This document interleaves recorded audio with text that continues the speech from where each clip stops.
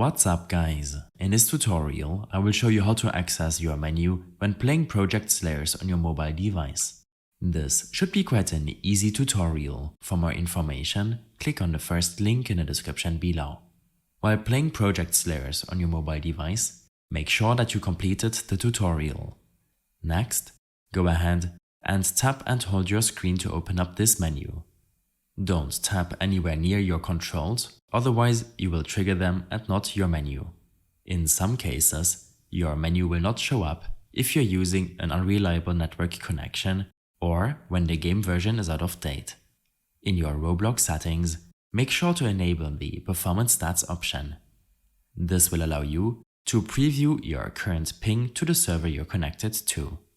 If it's higher than 200, then make sure to switch your connection and make sure to disable your VPN.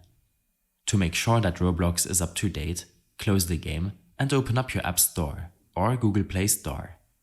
Here, simply look up the app and download the update in case there's one available to you.